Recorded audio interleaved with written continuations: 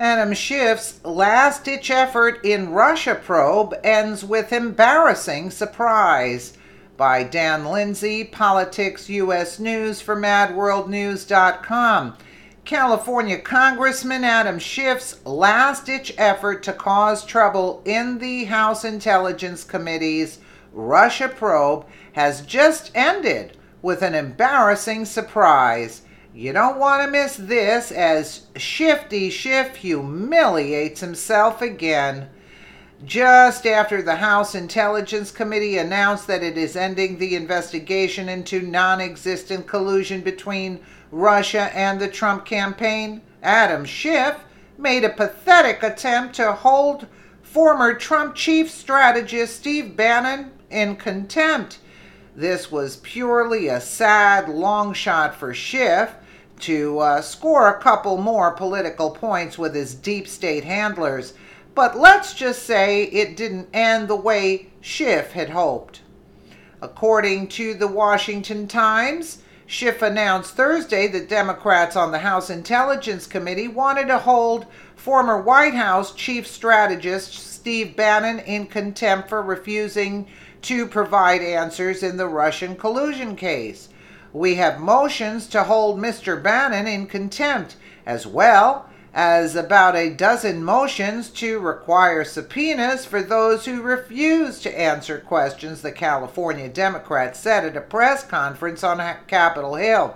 Schiff accused Bannon of claiming executive privilege to which they are not entitled.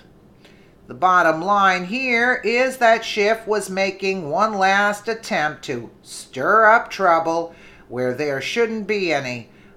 Unfortunately for Schiff, Republicans on the committee voted down all of the motions put forward by the Democrats on the committee, including the demand to hold Bannon in contempt. We had a series of motions that we wished to offer, including holding Steve Bannon in contempt, something which was made necessary by Bannon's refusal to answer broad categories of questions. That's no way to conduct an investigation, Schiff said, according to Mediate. Let's take a listen to what Shifty Schiff has to say. Today, we took up committee business regarding the majority's report. The minority urged the majority first to conduct the meeting in open session so that you would have the opportunity to review the transcripts of our meeting and the debate that took place around the report. That request was rejected.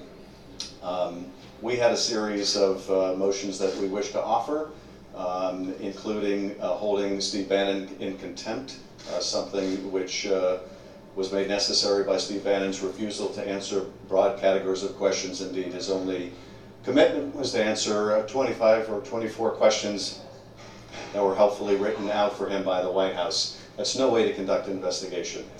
So we had motions to hold Mr. Bannon in contempt, as well as about a dozen motions to require subpoenas for those who refused to answer questions, either because they had made claims of illusory privilege or simply made no claim but refused to answer our questions nonetheless. We also moved to issue subpoenas for a wide set of documents. We will continue to press the majority to make the votes on those issues public, as well as the discussion and debate that occurred around them. Suffices to say, though, that the majority was not interested in conducting any further investigation, even when the flaws in what we have done so far have become so apparent over the course of the last week. But our work will go on nonetheless. We will be submitting minority views. We will also be conducting additional interviews and obtaining additional documents, and indeed that work has never stopped. We're very pleased that witnesses have decided to continue to cooperate with our committee, even if the majority will not be participating. But a rather sad chapter in our committee's long history. With the ending of the majority's participation in the investigation, that ending taking place in secret session for no reason at all, except a desire to avoid the public scrutiny of this decision to curtail an investigation into one of the most serious intrusions into our democracy in our history. Well, this guy sounds like a high school debate team flunky. How much longer will Democrats allow this asshat to make them all look bad?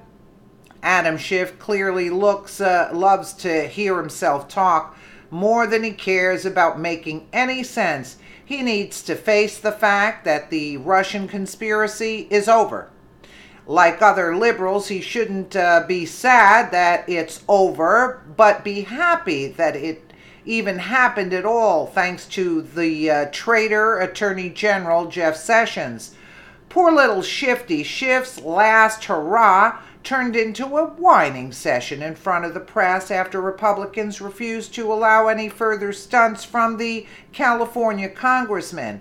In my opinion, Adam Schiff had it coming. Over the course of the Intelligence Committee's investigation, Schiff has been conducting his own circus sideshow in an attempt to create as much controversy as possible.